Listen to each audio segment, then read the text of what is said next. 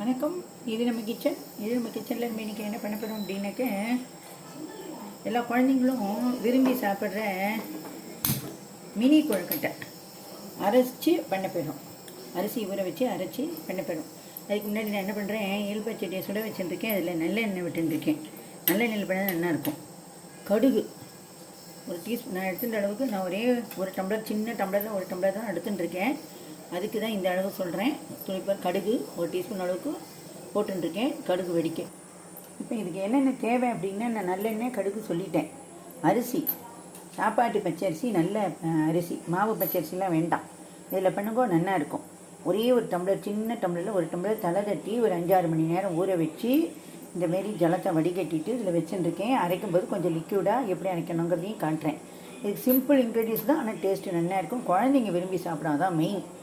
அதுக்கப்புறம் உப்பு, தனி மிளகாத்தூள், பெருங்காயம், ஜலம், அவ்வளோதான். இப்போ இந்த இதை நான் அரைக்க போகிறேன். இதை அரைச்சிட்டு எப்படிங்கிறத காட்டு. இப்போ நான் ஒரு கோர்ஸாக அரைச்சிட்டுருக்கேன்.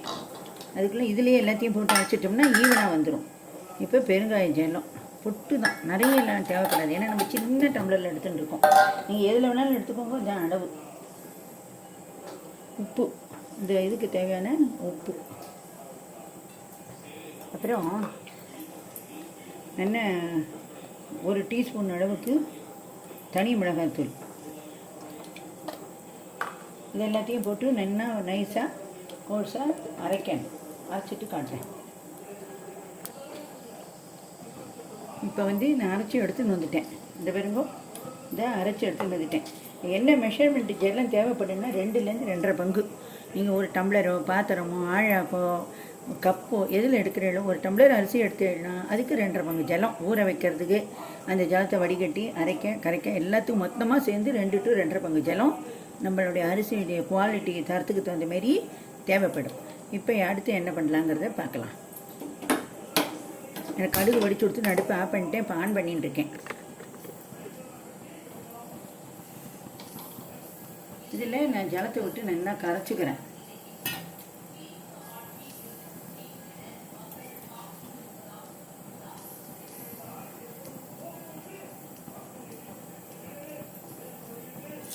இப்போ இந்தமாரி கரைச்சி இதில் ஊற்றணும். இந்தமாரி நம்ம அரைச்சி பண்ணுறதுக்கும் இதுலேயே 2-3 மெத்தட் பண்ணலாம். இப்போ அரிசி மாவில், வரட்டு அரிசி மாவில் பண்ணலாம். இல்லை அரிசியை ஊற வச்சு களைஞ்சி உணர்த்தி நல்லா வெயிலில் காய வச்சு மாவு அரைச்சி வச்சுட்டு அந்தமாரியும் பண்ணலாம். என்ன ஒரு இது அப்படின்னு கேட்டேன்னா, இந்தமாரி ஊற வச்சு அரைச்சி இந்தமாரி பண்ணும்போது இதோடைய டேஸ்ட்டு நல்லாயிருக்கும். இந்த கொழுக்கட்டை ரொம்ப சாஃப்டாக, ரொம்ப ருசியாக இருக்கும். ரொம்ப ரொம்ப சாஃப்டாக இருக்கும். அதனால தான் இந்தமாரி நம்ம பண்ணுறோம். இப்போ அதை நல்லா நம்ம கலரணும். கட்டியாக கலரி வரும்போது காட்டுறேன். இந்தமாரி கலரிலே இருக்கணும். ரொம்ப நாளை கலரணுங்கிறதில்ல, நிமிஷம் மாதிரி கட்டியாக போயிடும். எப்படி ஸ்டேஜ் பக்குவமாக ஒவ்வொரு ஸ்டேஜாக வர்றது நான் காட்டலாங்கிறதுக்காகத்தான் இப்போ இது பண்ணுறேன். பாருங்க, இப்படி கலரிண்டே இருக்கும்போது என்ன ஆகுதுன்னா, அப்படி கொஞ்சம் கொஞ்சமாக கட்டி தட்டிட்டு வரும். கட்டி தட்டி கடைசியில் நல்லா உருண்டு திரண்டு பந்து மாரி வந்துடும். அதுக்கப்புறம் என்ன பண்ணணும், நம்ம அடுப்பை ஆஃப் பண்ணிவிட்டு நல்லா ஆற வைக்கணும். ஆற வச்சுட்டு நல்லா கொஞ்சோண்டு ஒரே ஒரு டீஸ்பூன் அளவுக்கு ஜலமோ இல்லை எண்ணெயோ கையில் தொட்டுண்டு நல்லா மாவை இழுத்து பிசைஞ்சிட்டு அதுக்கப்புறமா உருட்டி நம்ம இட்லி பானையில் 15 நிமிஷத்துலேருந்து 20 நிமிஷம் வரைக்கும் வேக வைக்கணும். இட்லி பானையில் வைக்கலாம், ஸ்டீம் குக் பண்ணலாம், எது வேணாலும் பண்ணலாம். இப்போ பார்த்தியெல்லாம் எப்படி திரண்டு வருது பார்த்தியெல்லாம், பார்த்துட்டே இருந்தோம். இதே அரிசி மாவில் பண்ணலாம், கோதுமை மாவில் பண்ணலாம், ராகி மாவில் பண்ணலாம், கம்பு மாவு, மில்லட்ஸ், எனி மில்லட்ஸ் எதில் வேணாலும் பண்ணலாம். ஒவ்வொன்றும் ஒரு டேஸ்ட்டாக இருக்கும். இதெல்லாம் ஒரு டிப்ஸாக எடுத்துக்கோங்க. நான் கொடுக்குற என்னுடைய ரெசிபீஸில் கொடுக்குறது எல்லாமே நல்ல கரெக்டான மெஷர்மெண்ட். பொறுமையாக ஒரு வாட்டிக்கு 2 வாட்டி நீங்கள் பார்த்துட்டு இதை பண்ணினீங்கன்னா அருமையாக வரும். எல்லோரும் உங்களை ரொம்ப அப்ரிஷியேட் பண்ணுவாள். நல்லா ஜம்முன்னு கற்றுண்டு நீங்கள் பண்ணலாம். இது நான் பண்ணுற மாதிரி முக்கால்வாசி ரெசிபீஸ் எல்லாமே ட்ரெடிஷ்னல் ரெசிபி தான் நான் பண்ணுறது எல்லாம். குறைஞ்சது ஒரு நான் ஒரு 50 எனக்கு 68 வயசு ஆகுது. என்னென்னா என்னுடைய இதுக்கு நான் குறைஞ்சது ஒரு 15 வயசுலேருந்து நான் சமைக்க கற்றுண்டேன். அப்படின்னா என்னுடைய எக்ஸ்பீரியன்ஸு அப்படி என்னங்கிறத நீங்கள் தெரிஞ்சுக்கோங்க. நான் பண்ணுற ரெசிபிஸ்லாம் உங்களுக்கு பிடிச்சிருந்ததுன்னா எனக்கு ஷேர் பண்ணுங்க, சப்ஸ்கிரைப் பண்ணுங்க, கமெண்ட் பண்ணுங்க. பெல் ஐக்கானை இது பண்ணினாக்கா ஆள் கொடுத்தேன்னாக்கா நான் பண்ணுற ரெசிபிஸ் எல்லாமே வரும். இப்போ நான் அடுப்பை சின்னதாக்க போகிறேன். சின்னதாக்கி நல்லா உருண்டு திரண்டு வர்ற அளவுக்கு கிளற போகிறேன். இது அப்போ தான் இந்த இல்பு சட்டியில் ஒட்டாமல் பதமாக வந்துடும். காட்டுறேன் நான் உங்களுக்கு. இப்போது இந்தமாரி நல்லா இல்பு சட்டியில் ஒட்டாத அளவுக்கு நல்லா உருண்டு திரண்டு நல்லா வந்துடுது. இதை பற்றியெல்லாம் அப்படி எடுத்தால் அப்படி பந்து மாரி வரணும். இது எப்படி நமக்கு வெந்துடுது அப்படி நமக்கு தெரியும்னா இப்படி கையில் தண்ணியை நினச்சிட்டு இப்படி தொட்டேன்னா அது பாருங்க ஒட்டவே இல்லை. இதை பற்றியெல்லாம் ஒட்டலை. இதான் பக்குவோம். இப்போ நான் அடுப்பை ஆஃப் பண்ணிட்டேன். இதில் சித்த நேரம் இருக்கட்டும். மூடி போட வேண்டாம், வேர்த்து விடும். ரொம்ப நாளையும் வைக்க வேண்டாம். ஒரு 2 நிமிஷம் அதை வச்சுட்டு அதுக்கப்புறமா ஒரு தட்டில் மாற்றிட்டு நல்லா ஆற விடணும். ஆற விட்டுட்டு இழுத்து இழுத்து பிசையணும். அது எப்படிங்கிறத காட்டுறேன். இப்போ என்ன நம்ம இதை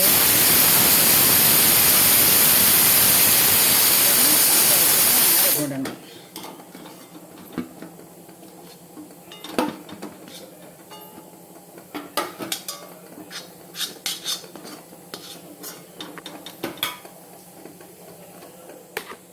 இதுமாரி தாம்பாளத்தில் நல்லா அரை போட்டுட்டு அப்புறமா இழுத்து பிசையணும். இப்போது நல்லா இதில் எடுத்து போட்டுட்டோம். ஆறிட்டு நம்ம ஒரே ஒரு டேபிள் ஸ்பூன் அளவுக்கு நல்லெண்ணெய் அதை விட்டுட்டு இப்படி நல்லா பிசையணும்.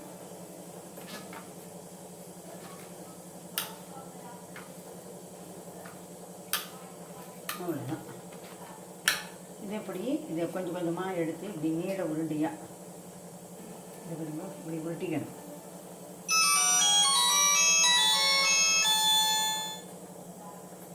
இப்போ இந்தமாரி நீள உருட்டி வச்சுனோமே இந்தமாரி உருட்டி போட்டுக்கணும். அவ்வளோதான். Easy method. குழந்தைலாம் ரொம்ப இன்ட்ரெஸ்டாக சாப்பிடுவோம். பெரியவாளுக்கு கூட இறங்கும். ஏன்னா இது டபுள் பாயிலிங் ஃபுட்டு, உப்பு காரத்தோடு இருக்கும். நிறைய வேரியேஷனில் பண்ணலாம்.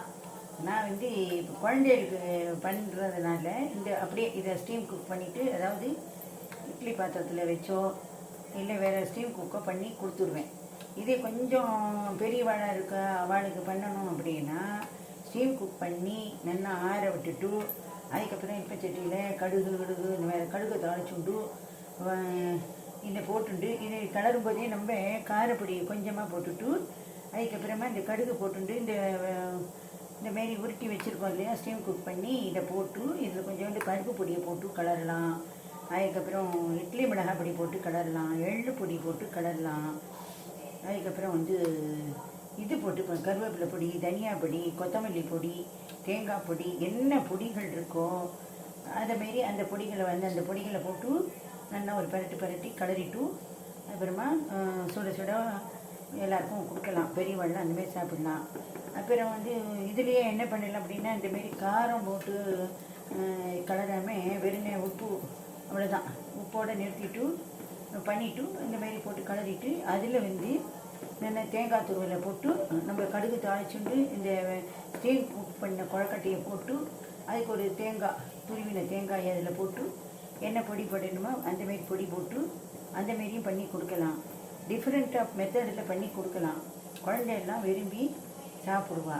நான் இப்போ இதை எல்லாத்தையும் இது பண்ணிவிட்டு அப்புறம் உங்களுக்கு காட்டுறேன். இப்போ நம்ம எல்லாத்தையும் உருட்டியாச்சு.